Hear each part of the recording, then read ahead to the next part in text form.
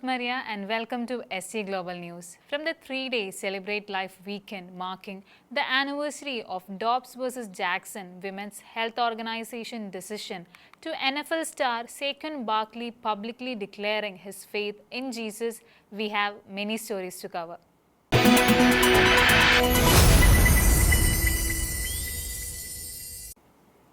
Celebrate Life weekend returns to the United States following the success of the 2024 gathering.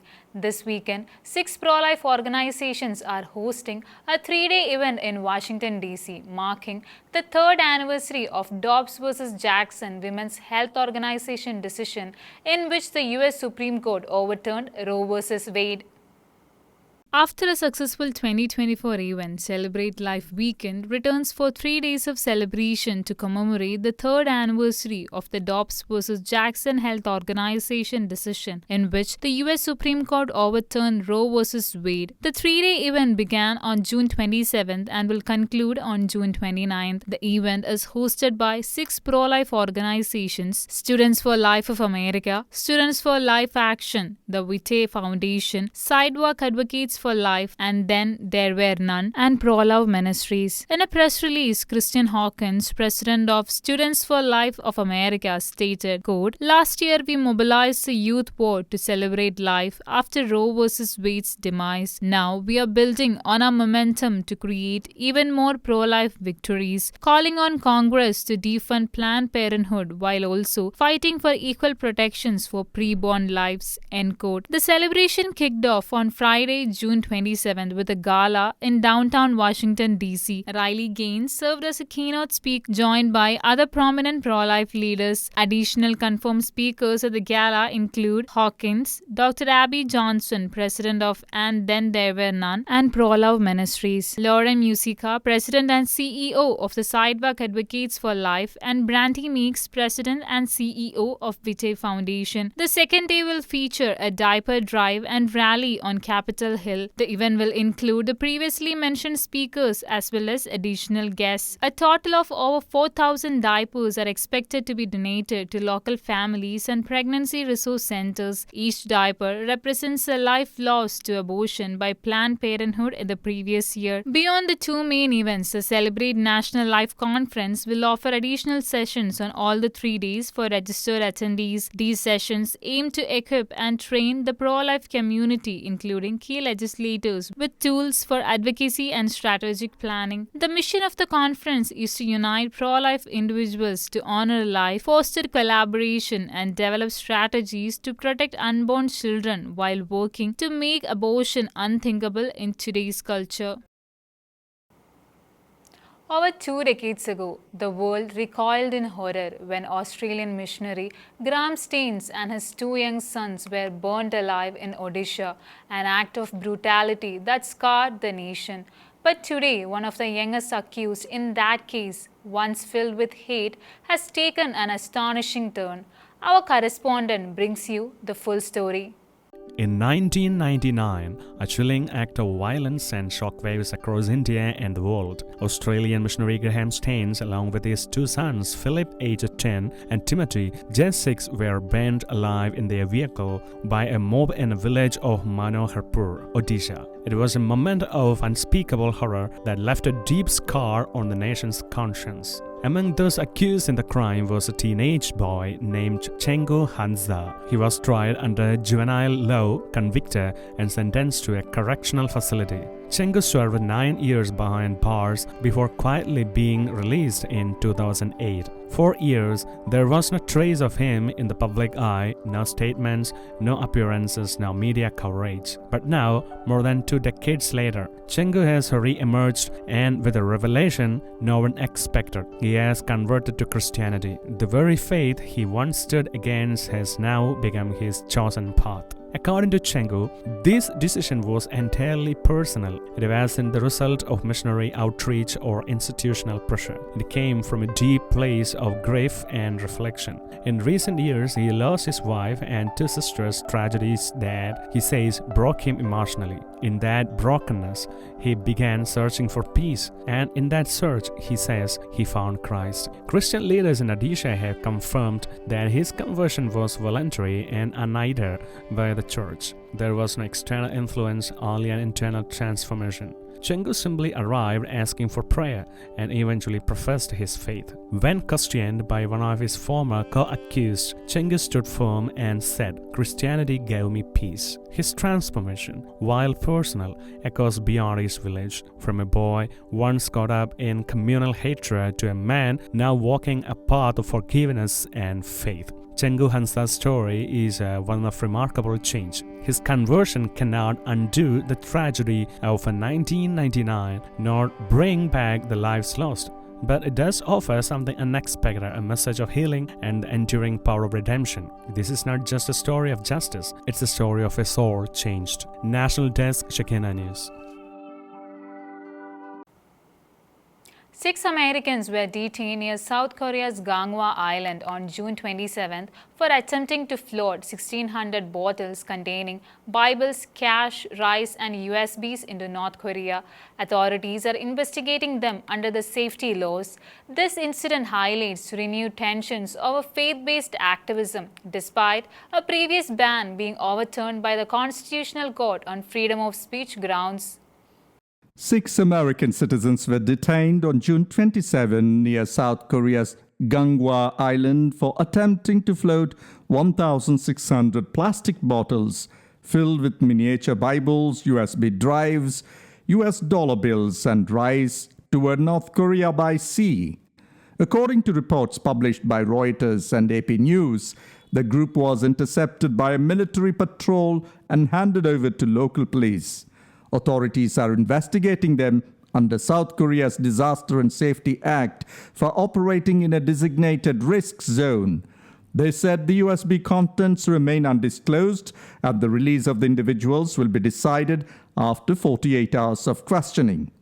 The US Embassy in Seoul has not issued a comment. President Lee Jae-myung, who took office early this month, has reiterated his administration's intention to stop such actions, fearing they could provoke cross-border tensions. South Korean officials have urged activists to refrain from similar campaigns, citing risks to residents living near the border. Patrol units previously apprehended another activist on June 14 for launching anti-Pyongyang balloons from the same area. For years, North Korean defectors and Christian missionaries have tried to smuggle religious and anti-regime materials into North via balloons or bottles. Although South Korea banned these acts between 2021 and 2023, its constitutional court later struck down the law, citing an excessive restriction on freedom of speech. However, tensions remain high surrounding the faith-based outreach along the Korean peninsula. Bureau Report, Shekinah Global. Armenia Security Services arrested Archbishop Bagrat Galastanian and about a dozen of individuals connected to Armenian Apostolic Church on terrorism charges on Wednesday, accusing the Archbishop of conspiring to overthrow the government. In response, the Armenian Apostolic Church firmly denied the allegations, condemned the arrest of Archbishop and his supporters, and described the actions as unacceptable. The Armenian government has arrested over a dozen individuals affiliated with the Armenian Apostolic Church, including a Canadian archbishop and a senior cleric. Archbishop Bagrat Galastanian, a dual Canadian and Armenian citizen, was arrested this week along with 13 others over an alleged plot to overthrow Prime Minister Nikol Pashinyan. On Friday, June 27th, an attempt was made to arrest Archbishop Mikhail Ajapahian at the headquarters of the Armenian Apostolic Church near Yerevan. However, security forces withdrew after agreeing to discuss the allegations with representatives of the Armenian Investigative Committee as the confrontation between law enforcement and the faithful outside the church escalated. Tensions have been mounting between the Armenian Apostolic Church and Prime Minister Pashinyan following Armenia's military defeats against Azerbaijan. Pashinyan's perceived failure to secure victory, particularly the loss of Nagorno-Karabakh to Azerbaijan in 2023, which ended decades of de facto independence for ethnic Armenians, has fueled his declining popularity and deepening friction with the church. Archbishop Galastanian also led the Sacred Struggle, a days-long street protest last summer demanding Pashinyan's resignation over recent territorial concessions. The recent arrests come in the wake of these demonstrations. While Armenia's investigative committee stated it had filed criminal charges against 16 individuals, only 14 have been arrested so far. Their identities have not been disclosed. Following the arrests, Pashinyan wrote on social media that security services had foiled a plot by the criminal oligarch clergy to destabilize Armenia and take power. The Armenian Apostolic Church has categorically denied the allegations, condemned the arrest of Archbishop Galastanian and his supporters, and called the actions deplorable. The Supreme Spiritual Council stated that the Mother See will pursue justice through all lawful means and urged authorities to refrain from political manipulation. Pashinyan has a history of accusing his opponents of attempting to overthrow the government. In 2021, following Armenia's defeat in the 44-day war, he accused the Armed Forces General Staff of plotting a military coup after he demanded his resignation. Similar accusations were made in November 2023 and October 2024, none of which have been substantiated with evidence so far. On June 29, 2025, Pope Leo XIV will bestow the pallium on 54 newly appointed Metropolitan Archbishops, 8 of whom are from the United States, during a Mass at St. Peter's Basilica. Held on the solemnity of Saints Peter and Paul, the ceremony restores the tradition of the Pope personally presenting the pallium, a woolen vestment that signifies an Archbishop's pastoral authority and his communion with the Holy See. On Sunday, June 29th, Pope Leo XIV will bless and confer the pallium upon 54 new Metropolitan Archbishops, reviving a centuries-old tradition that had been discontinued in 2015.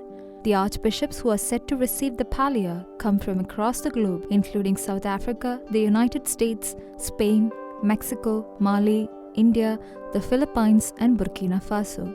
The pallium is a narrow circular band made of white wool worn over the shoulders and symbolizes the authority of a metropolitan archbishop in communion with the Church of Rome. During a general audience in 1999, on the feast of Saints Peter and Paul, Pope St. John Paul II said that the pallium represents a metropolitan's special bond with St. Peter himself. Each year, on the feast of St. Agnes, 2 lamps are brought to the Basilica of St. Agnes. Traditionally, the Pope would bless these lamps before they were entrusted to the Benedictine nuns of the Basilica of St. Cecilia, who shared them to produce the wool used for the pallia, a custom that has been slightly altered in recent years. The pallium bears 6 small black crosses and is secured with 3 pins, which are said to symbolize the nails used in the crucifixion of Jesus.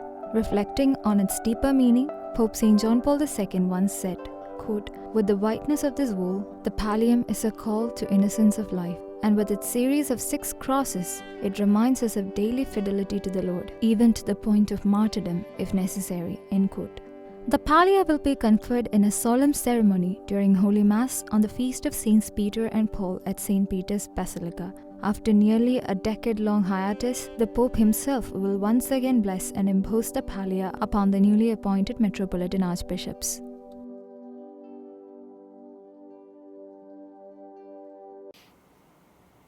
NFL running back Saquon Barkley opened up about his faith in Jesus, sharing that true breakthrough in his life has come through faith, not football. Interestingly, he became a Christian just before the season began. Reflecting on his standout year with the Philadelphia Eagles, Barkley said, "It's a beautiful thing to have a relationship with God and to truly understand who Jesus is." Philadelphia Eagles running back Saquon Barkley recently shared that faith, not football, has brought the real breakthrough. Barkley had one of the best individual seasons in NFL history. He became just the 9th player in NFL history to rush for 2,000 yards in a season and was also capped off the stellar season with an Offensive Player of the Year nod and a Lombardi trophy. Before he arrived in the Eagles, he battled injuries and only made the playoffs once and played in just just 2 games. But with Eagles, he had a great team to help him achieve success, and coincidentally, before the season, he became a Christian. Barkley told golf YouTuber Grant Howard in a new video, quote, "I don't think it's a coincidence that the best year I had in my career, I found my faith. It gives me some clarity in life," end quote. According to Sports Spectrum, during Super Bowl Media Day in February, Barkley first hinted at his spiritual journey by crediting his agent Ed Berry, who's also a pastor, for guiding him. He said, quote, "I'm not going to sit here and tell you I know the Bible in and out," he said. "It is something I'm learning. I'm challenging myself to get better at it with my family and friends. I'm really lucky to have my agent. He's a pastor, and I'm able to have Bible studies with him," end quote. He further added that he is growing, and he thinks that's a beautiful thing about it, having a relationship with God and understanding who Jesus is. Captain Brandon Graham mentioned in February that many Eagles players are people of faith and have witnessed God's presence at work within the team, especially in their strong sense of unity. He also highlighted that several of his teammates are open and vocal about their faith in God. Barkley explained to Sports Spectrum that one of the most meaningful aspects of the team dynamic is the shared conversations about faith. It's a kind of our biggest conversation starter, asking questions about religion and asking questions about faith. He added that these discussions help them grow spiritually and deepen their understanding of one another. That's all for today. Until we meet again, God bless and thank you.